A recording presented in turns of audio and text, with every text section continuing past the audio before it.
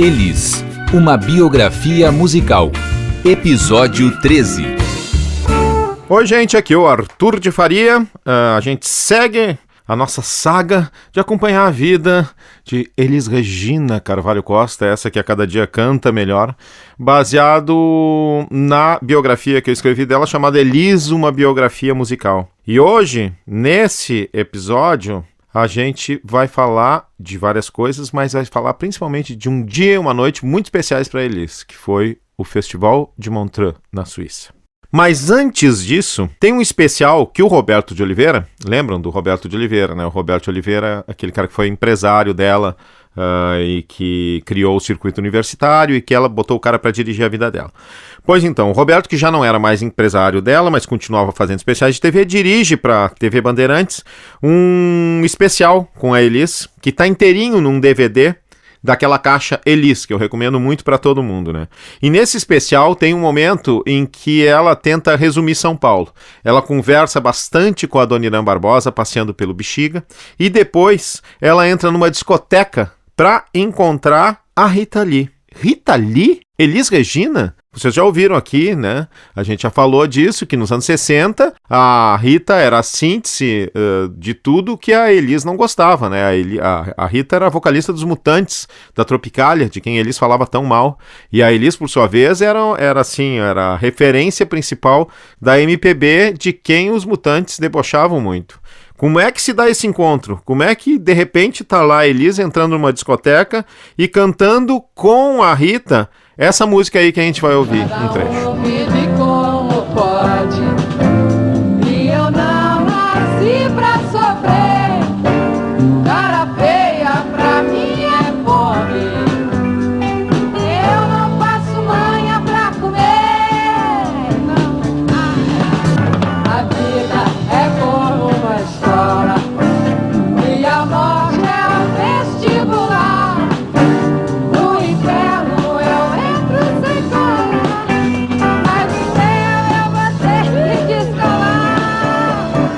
Oh, oh, oh, oh, mas quando alguém precisa de um carinho meu, não há nada que me prenda. Mas se eu sentir que um bicho me mordeu, só mais a vida rebenta. No fundo eu sou otimista, mas eu sempre penso pior. Me cansa essa vida de artista, mas cada vez o prazer é maior. Oh, oh, oh, oh, mas quando alguém precisa de um carinho meu, não há nada que me prenda. Bom, a gente ouviu aí Doce Pimenta, música que a Rita Lee e o Roberto de Carvalho escreveram para Pimentinha, a Elis Regina, gravado ao vivo para esse especial de TV que foi ao ar em janeiro de 79, né? Estão acompanhadas as duas pela banda da Elis e pela banda da Rita, misturadas, todos menos o César Camargo Mariano, que esse negócio de tocar rock and roll ele não rolou, ele não quis. Inclusive a Rita conta que foi uma das poucas vezes em que ela viu a Elis realmente armar um barraco e quebrar um pau. Brigaram violentamente ela e o César, porque o César se recusou a tocar rock acompanhando a Rita Lee.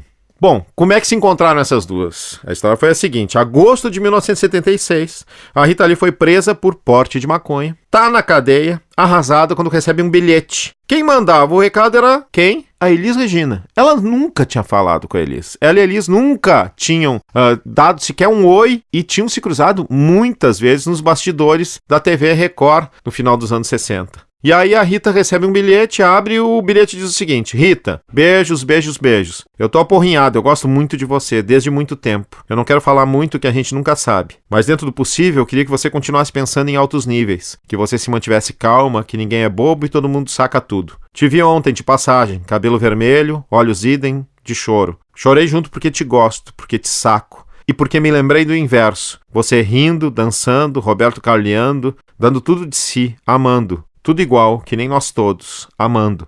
E nos danando porque amamos. Somos de paz, somos de risos, somos de flores, somos no sossego. Nós todos te amamos. Estaremos com vocês todos. Beijos, beijos, beijos. Elis. Imagina, a criatura na cadeia, deprimida, recebe esse bilhete absolutamente carinhoso de uma pessoa que ela não tinha a menor ideia que gostasse dela. A Elis foi, viu a imagem da Rita sendo presa, foi até a delegacia onde ela estava presa, tentou entrar, foi com o filho, não conseguiu, com o João Marcelo, aí disse que ia voltar, voltou, depois de 2 dias armou um barraco tão grande que deixaram ela entrar e falar com a Rita. Estamos em tempos de ditadura, barra pesada, ditadura militar, onde é a coisa menos comum do mundo tu conseguir entrar para falar com um preso, ainda mais um preso por atentar contra a moral e os bons costumes, né, preso por porte de maconha. Mas a Elis está muito política nesse momento, né? Em 1978, ela é fundadora e entra para a diretoria da seção paulista da Sombras, a Sociedade Musical Brasileira, e vai acumulando cargos. Em fevereiro, ela é presidente da ASIM, Associação de Intérpretes e Músicos, começa a dar dinheiro para os fundos de greve, das greves que começam a pipocar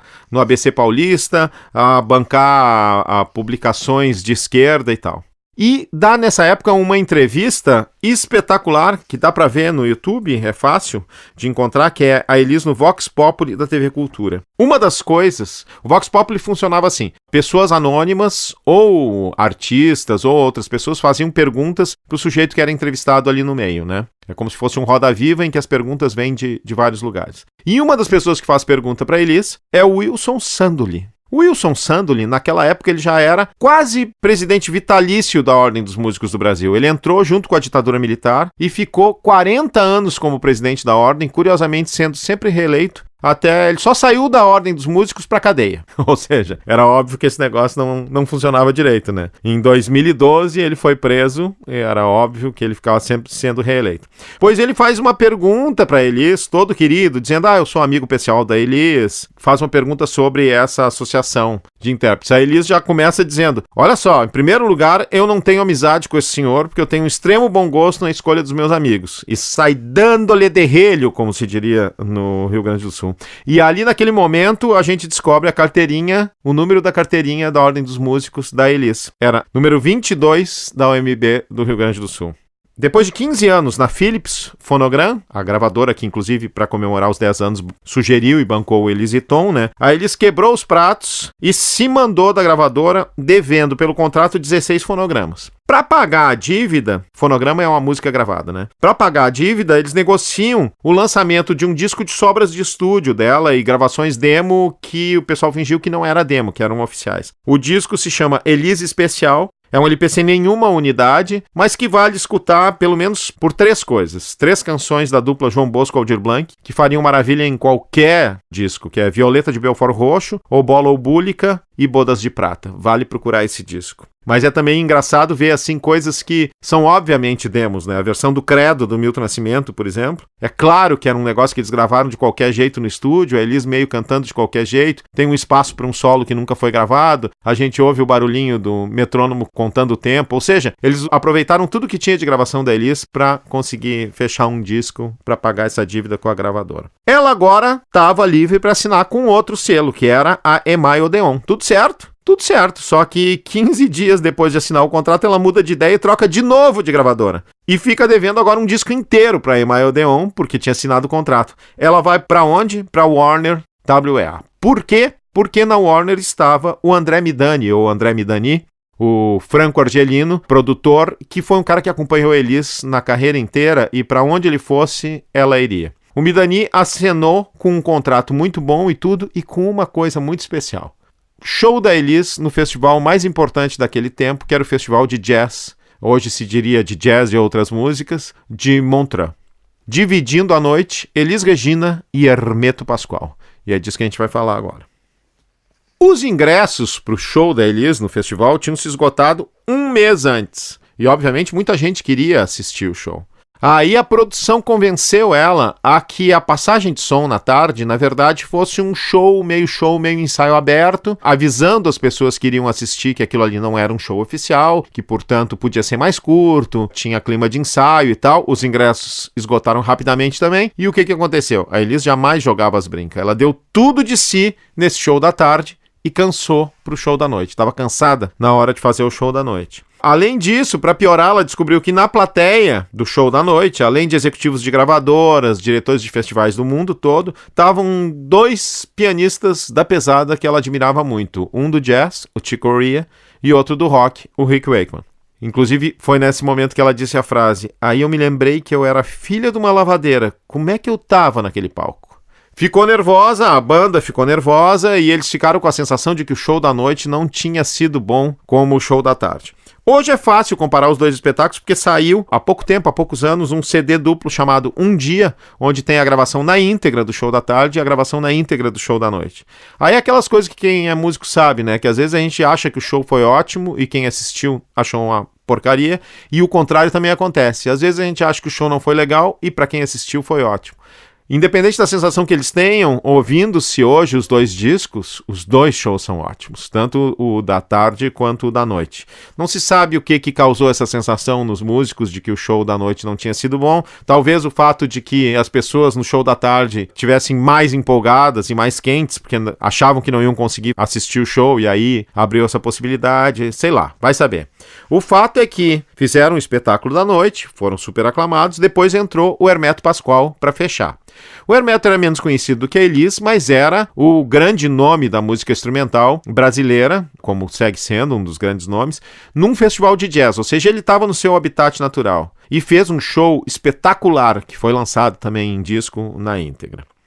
Aí vocês imaginem isso, a Elis faz um show que ela achou que foi meio esquisito, foi meio aplaudido e tal, aí depois entra o Hermeto Pascoal e arrebenta, é super aplaudido, isso na cabeça de duas pessoas competitivas, como é o Hermeto e era a Elis, dá um nó na cabeça deles. E aí o que acontece? O Claude Nobs, diretor do festival, quando o Hermeto tá lá agradecendo na frente, ele olha pra coxia e vê que a Elis estava ali assistindo o show o tempo todo e também aplaudindo. Quando o Hermeto entra para agradecer, pela quarta ou quinta vez, já sozinho, sem a banda, o Claude Nobs pega a Elis e empurra ela pro palco e diz: vão lá e façam uma música. Isso é uma coisa que costuma acontecer, né? Chama de jam session, de juntar os músicos sem nenhum compromisso e tal para fazer alguma coisa na frente do público. Só que geralmente é combinado antes. Nesse caso, nenhum dos dois sabia disso e o que aconteceu está registrado em disco e em vídeo no YouTube e é realmente impressionante. Era para ser uma música só. Já no palco, os dois, é aí que eles combinam qual é que vai ser a música, o Hermeto fica acertando o tom e tal, e a Elisa ainda comenta, fingindo um sotaque nordestino, toda constrangida e tal, enquanto o Hermeto mexe no piano lá, dizendo: é botão que pernambucano não aguenta. O Hermeto, que é, como sabemos, alagoano, né? E aí eles fazem o corcovado mais cheio de corcovas da história, né? A forma como a Elis volta para a segunda parte da canção, depois do alucinado solo de piano do Hermeto, é um dos mistérios, um dos segredos mais bem guardados da humanidade. Ouve aí o trechinho.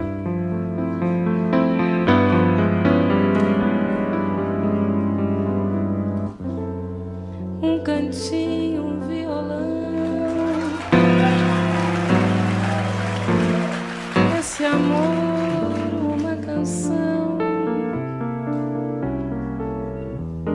pra fazer feliz a quem se ama. Muita calma pra pensar e ter tempo pra sonhar.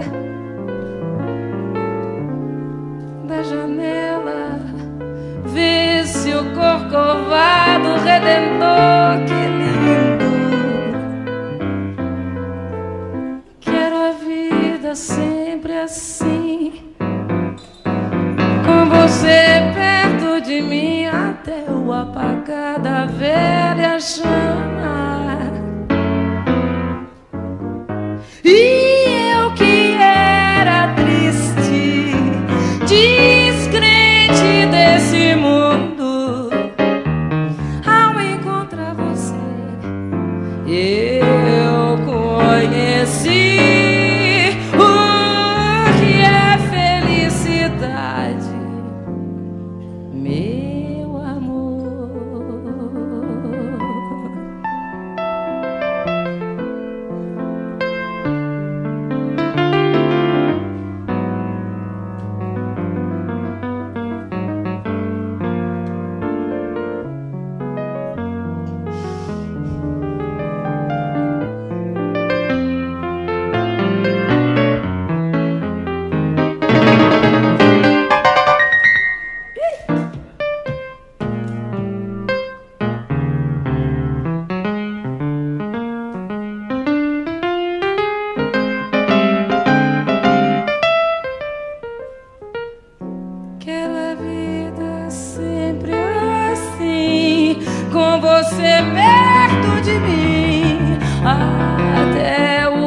apagada, velha chama.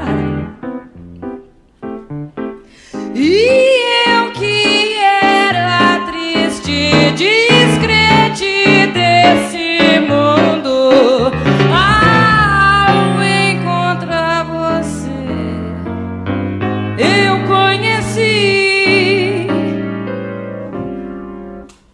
o que é felicidade,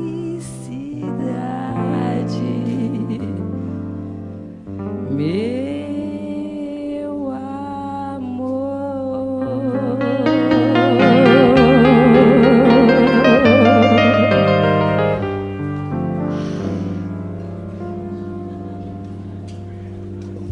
Depois segue a canção, né? Como a gente tá ouvindo e tal.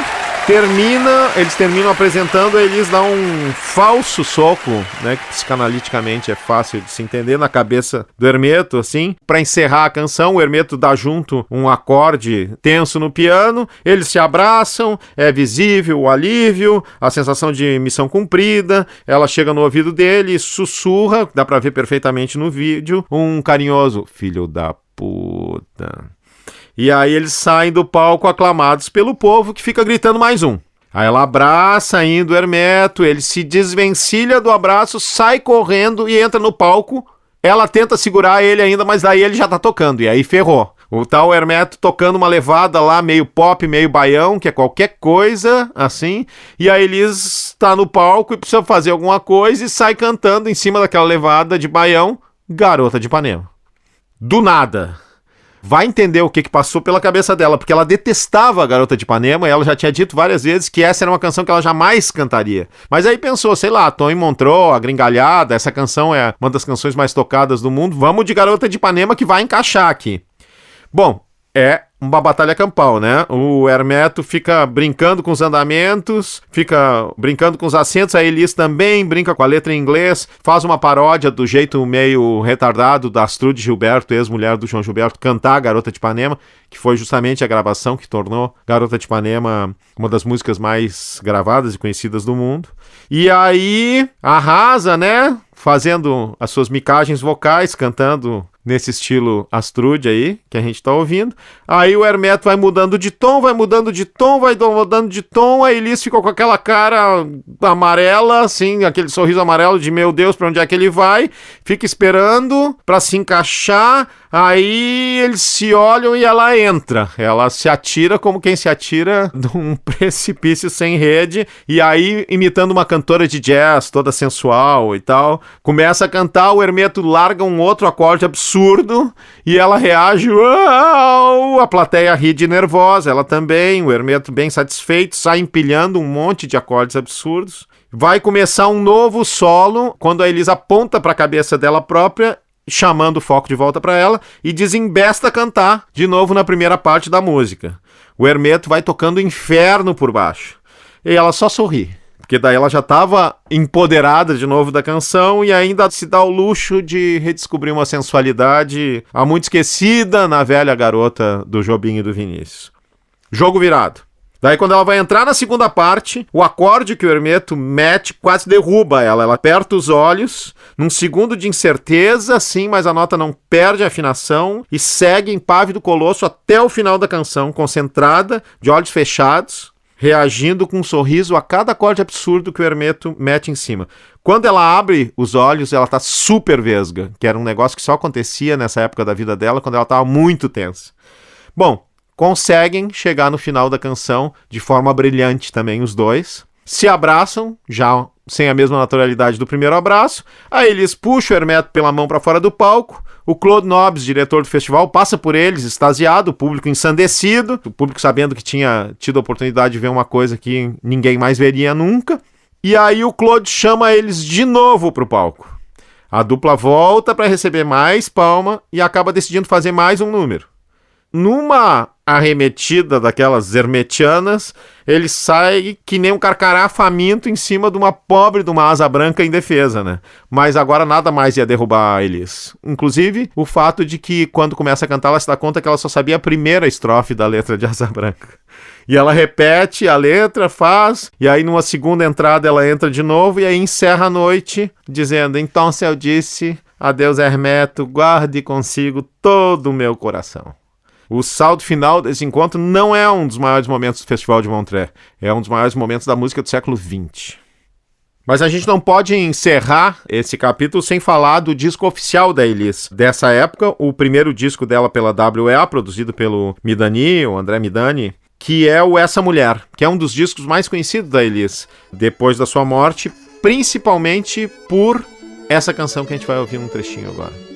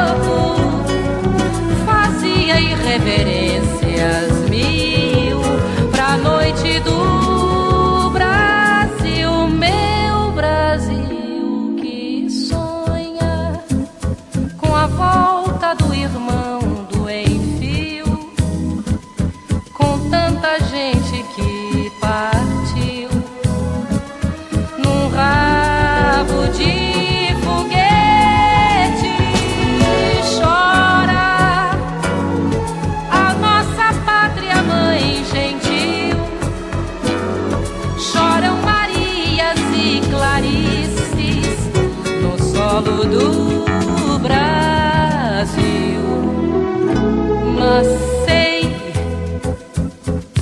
que uma dor assim pungente não há de ser inutilmente a esperança, a dança da corda bamba de sombrinha.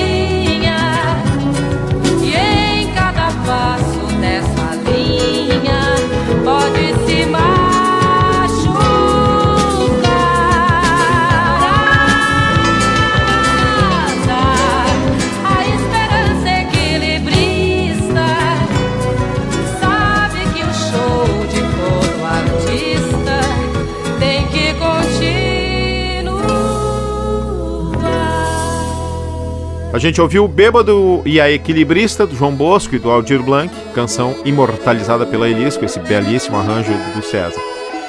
Fala na volta do irmão do Enfio, né? Vocês lembram do Enfio? O Enfio, o mesmo Enfio que quando a Elis cantou para os militares, ele enterrou ela simbolicamente, né, num cemitério dos colaboradores da ditadura, num cartoon, e ela ficou tão magoada. E agora ela devolvia esse perdão, já que o Enfio já tinha perdoado, ela perdoava o Enfio, gravando essa canção que falava na volta do irmão dele, que era um exilado da ditadura e que depois seria um cara muito importante, o Betinho, sociólogo e tal, e que nesse momento voltava para o Brasil. Ainda não tinha voltado, por isso que a canção fala que sonha com a volta do irmão do Enfio. E a Elis estava em cartaz com o show desse disco quando o Betinho finalmente conseguiu chegar no Brasil de novo. E do aeroporto foi direto para a plateia do show. E lá avisaram para Elis que ele estava lá, e aí foi um momento bem emocionante de acerto de contas entre eles.